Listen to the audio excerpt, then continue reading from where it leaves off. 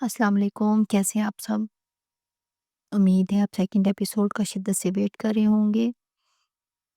تو چلیں وقت ضائع کیے بغیر اپنی سیکنڈ ایپیسوڈ شروع کرتے ہیں، اور اگر آپ نے دوبارہ سے مزہ دوبالا کرنا ہے تو پہلی کو اس کے ساتھ ملا کے سنیں تو آپ کو بہت مزہ آئے گا۔ یہ منظر دیکھ کر ماں بیٹے کی آنکھیں پھٹی کی پھٹی رہ گئیں، نہ آواز نکل سکی اور نہ ہی چیخ۔ دونوں اپنی اپنی جگہ منجمد ہو گئے، جیسے وقت ایک لمحے کے لیے تھم گیا ہو۔ کیا یہ حقیقت ہے یا وہم؟ آخر اس بند دروازے کے پیچھے کیا تھا؟ چند لمحوں کی خاموشی کے بعد انہوں نے ایک دوسرے کو دیکھا، لیکن آنکھوں کی خاموشی خوف کی شدت کو اور بڑھا رہی تھی۔ بند دروازوں میں سے گزرتا ہوا وہ سایہ، وہ کون تھا؟ کیا تھا؟ ماں کی نظریں بیٹے کو یوں دیکھ رہی تھی جیسے چیخ چیخ کر کہہ رہی ہوں، دیکھا احمد، میں نے کہا تھا یہ میرا وہم نہیں۔ احمد کی آنکھوں میں بھی ایک بے چینی اور انجانا خوف آ گیا۔ دونوں خاموشی سے دیر تک اس دروازے کو گھورتے رہے، لیکن اس دروازے کے پاس جانے کی ہمت دونوں میں نہ تھی۔ آخر کار کچھ دیر کے بعد ہمت کر کے احمد نے دھڑکتے دل کے ساتھ ماں کا کامتا ہاتھ تھاما اور کمرے کی طرف چل دیے۔ دونوں دبے قدموں دھیرے دھیرے کمرے کی طرف بڑھنے لگے۔ باہر پہنچ کر وہ پھر سے رک گئے۔ وجود میں سنسنی دوڑ رہی تھی، ٹانگیں خوف سے کپ کپا رہی تھی، سرد ہوا کے جھونکے یوں ٹکرا رہے تھے جیسے کوئی انجانا وجود قریب ہی سانس لے رہا ہو۔ خوف کی گہری لہر دونوں کے دلوں میں سرسرانے لگی۔ نہ جانے بند دروازے کے پیچھے انہیں کیا دیکھنے کو ملے۔ احمد نے لرزتے ہاتھوں سے دروازے کو کھولا تو اندر کچھ غیر معمولی نظر نہ آیا۔ دادا جان ادویات کے باعث گہری نیند سو رہے تھے۔ وہ دونوں دھیرے سے کمرے میں داخل ہوئے اور کمرے کو چاروں جانب ٹٹولنے لگے۔ سب نارمل تھا، سوائے اس خوشبو کے جو انہیں چونکا رہی تھی، ایسی بھینی بھینی اور دل فریب خوشبو جو اس سے پہلے اس کمرے میں نہ تھی، جو دل کو سہلا بھی رہی تھی اور ساتھ ہی خوف کی سرد لہر بھی پیدا ہو رہی تھی۔ ماں نے خاموشی سے احمد کو دیکھا۔ اس کا جسم کپ کپا رہا تھا۔ کمرے کی خاموشی، سرد ہوا کی سرسراہٹ اور وہ خوشبو سب مل کر کمرے کی فضا کو انتہائی خوفناک بنا رہے تھے۔ کچھ لمحوں کے بعد دادی جان اپنے بیٹے سے بولی، کمرے میں جاؤ، صبح اس پر بات کریں گے، مگر یاد رکھنا جب تک میں نہ کہوں اس کا ذکر کسی سے مت کرنا۔ احمد خوف اور فکر میں مبتلا واپس چلا گیا۔ دادی جان اٹھی اور خود کو نماز اور تسبیحات میں مشغول کر لیا، اور اسی میں وہ بے خبر سو گئی۔ روز کی طرح جب وہ تہجد کے وقت اٹھی، اندھیرے میں وہی خوشبو زندہ تھی، جیسے کوئی وہاں پہ بسیرا کر چکا ہو۔ ایک انجانا سا خوف دادی جان کے اندر اتر گیا۔ دل کی دھڑکن تیز ہو گئی۔ وضو کے لیے باہر جانا تھا، یہ سوچتے ہی ریڑھ کی ہڈی میں سنسناہٹ دوڑ گئی۔ ہمت کر کے وہ اٹھی، دروازہ آہستہ سے کھولا اور باہر جھانکا تو شدید سردی نے ان کا استقبال کیا۔ گہری دھند اور گہرا اندھیرا دیکھ کر وہ ایک لمحے کے لیے پیچھے ہٹ گئی، لیکن پھر ہمت کر کے اونچی آواز میں تسبیحات پڑھتے ہوئے باہر نکلی۔ ہوا اتنی سرد تھی کہ ان سے برداشت نہ ہو رہی تھی۔ وضو کر کے جب وہ واپس پلٹی تو صحن کے درمیان میں پہنچ کر ایک دم سے وہ رک گئی۔ ایسا لگا انہی کے گھر کی چھتوں پر چاروں طرف سائے منڈلا رہے ہیں اور انہیں گھور گھور کر دیکھ رہے ہیں۔ اسی لمحے اچانک چاروں طرف سے کتوں کے بھونکنے کی آواز آنے لگی۔ ایسا لگ رہا تھا کہ علاقے کے سارے کتے انہی کے گھر کے باہر اکٹھے ہو گئے ہیں۔ وہ آواز، وہ سائے ماحول کو ایسے دہشت ناک بنا رہے تھے کہ وہ خوف سے گھبرا کر بھاگ پڑی، اور اسی خوف کے عالم میں وہ دوڑتی ہوئی کمرے میں داخل ہوئی۔ سانس بحال کرنا مشکل ہو گیا۔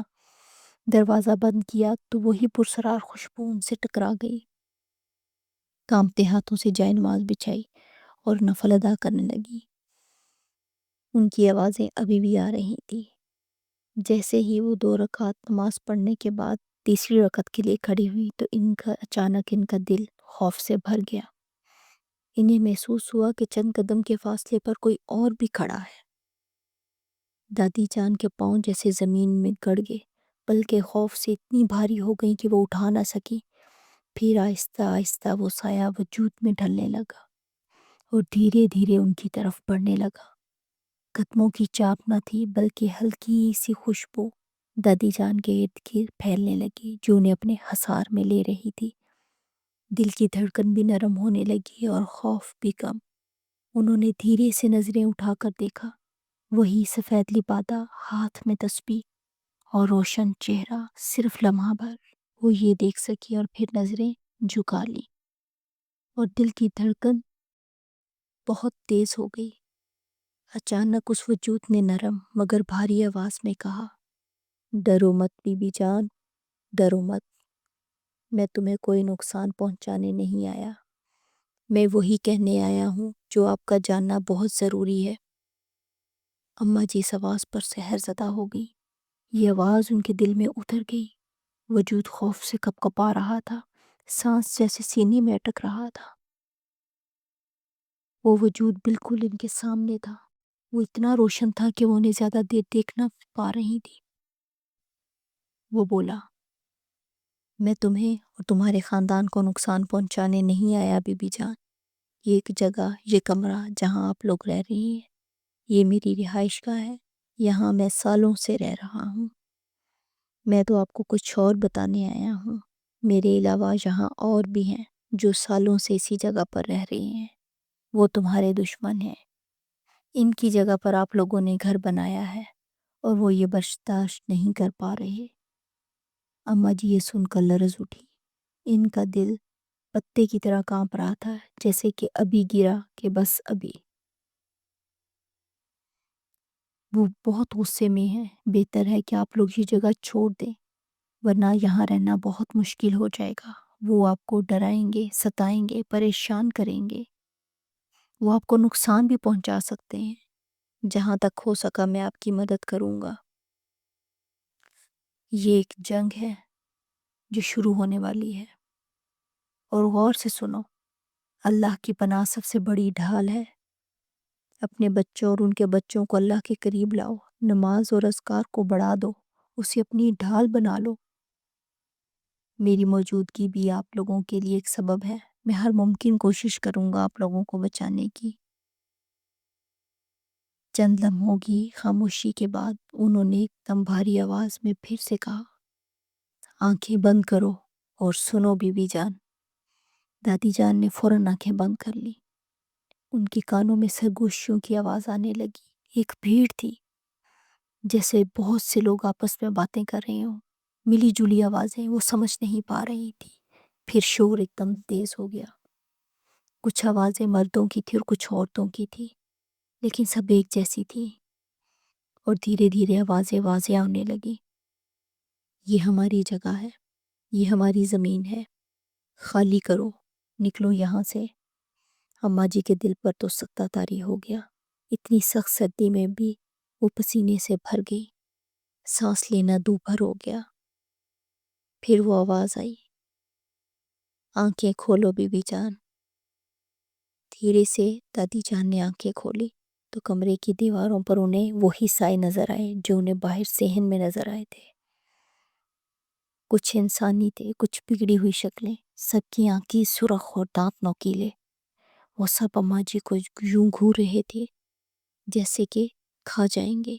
ان سایوں میں سے ایک لمبا اور خوفناک سایہ آگے بڑھا، جس کے جسم بادلوں کی طرح ڈھلتا اور پھیلتا ہوا تھا، مگر آنکھیں خونی انگارہ تھی۔ یہ جگہ ہماری ہے اور ہم واپس لیں گے۔ اماں جی کا تو دل ہی بیٹھ گیا، اور وہ خوف زدہ ہو کر اونچی آواز میں لا حول ولا قوت کا ورد کرنے لگی۔ یہ سنتے ہی سفید لبادے والا وجود سامنے آ گیا اور زور سے اپنی تسبیح بجائی اور بھاری آواز میں بولا، پیچھے ہٹو، یہ اللہ کے نام کی پناہ میں ہے، تم ان کو نقصان نہیں پہنچا سکتے، پیچھے ہٹ جاؤ۔ یہ اس آواز کی گونج اس قدر بھاری تھی کہ سائے لرزنے لگے اور وہ دھیرے دھیرے غائب ہونے لگے۔ کمرے میں دوبارہ وہی خوشبو پھیل گئی، لیکن اب یہ عطر جیسی نہ تھی، ملی جلی گوشت اور خون کی بھی تھی۔ اماں جی کے آنسو تیزی سے بہنے لگے۔ وہ وجود آہستہ سے بولا، دیکھ لیا بی بی جان، یہ وہی ہیں، اور ان سے ہی آپ کو اور آپ کے خاندان کو بچنا ہوگا۔ جنگ کی تیاری کر لیں بی بی جان۔ اور اس کے ساتھ ہی وہ ایسے دھواں بنے جیسے وہاں پر تھے ہی نہیں۔ دادی جان جہاں بیٹھی تھیں وہیں ہی خوف سے بیٹھی رہیں، ایک انچ نہ ہل سکی۔ خوف اور سردی سے جیسے جسم جائے نماز پہ گڑ کے رہ گیا ہو۔ وہیں تسبیحات کرتے کرتے جائے نماز پر وہ سو گئی۔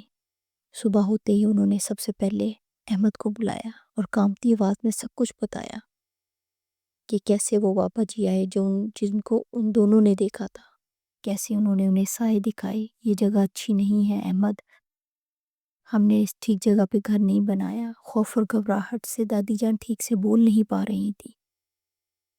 احمد نے ان کی پوری بات سنی، لیکن دل ہی دل میں سوچا کہ شاید وہم کا اثر اماں جی پہ زیادہ ہو گیا ہے، لیکن وہ یہ نہیں جانتا تھا کہ اس کی ماں جو کہہ رہی ہے وہ ٹھیک کہہ رہی ہے۔ اگر وہ جانتا تو شاید اسی دن بہترین فیصلہ کر لیتا۔ میں آپ کو یہ بتاتی چلوں کہ وہاں پہ جس جگہ پہ گھر تھا، وہ گھر وہاں پہ بنانا تو آسان تھا، لیکن اسے بیچنا بہت مشکل تھا۔ آج بھی وہاں پہ گھر بیچنا امپاسبل ہے، کیونکہ وہ ایسا ایریا ہے ایئر فورس کا، وہاں پہ صرف وہی لوگ آتے ہیں جو ٹرانسفر ہو کے آتے ہیں اور پھر دوسرے شہروں میں کچھ عرصے کے بعد چلے جاتے ہیں۔ مستقل رہائش بہت کم لوگوں کی ہے، تو اس لیے یہ چیز ان کے لیے بہت پریشانی کا باعث بن گئی کہ اب ہم اس گھر کو کیسے بیچیں گے۔ خیر، اس شام سب نے فیصلہ کیا کہ صحن میں آگ جلاتے ہیں اور وہاں سب اکٹھے ہوتے ہیں۔ آہستہ آہستہ سردی اور دھند بڑھ رہی تھی، دسمبر کے آخری دن تھے۔ یہ شام بہت ہی پرسرار تھی، سب گھر والے آگ کے ارد گرد اکٹھے ہو گئے، بچے کھیلنے لگے اور بڑے خوشگپیوں میں مصروف ہو گئے۔ خوشگوار منظر، مگر دادی جان کا دل بے چین۔ انہیں یوں محسوس ہو رہا تھا جیسے اندھیرے کی دبی تہوں کے پیچھے چھپے سائے مسلسل ان کے خاندان کو گھور رہے ہیں۔ دادی جان کی نظریں بار بار چھت کے کونے خدروں میں جاتی اور پھر پریشانی سے اپنے بیٹے کو دیکھتی جس نے ان کی بات کو سنجیدہ نہیں لیا تھا۔ وہ اتنی خوفزدہ تھیں کہ اس گفتگو میں حصہ نہیں لے پا رہی تھی جو سب لوگ آپس میں بیٹھ کر رہے تھے، مسکرا رہے تھے۔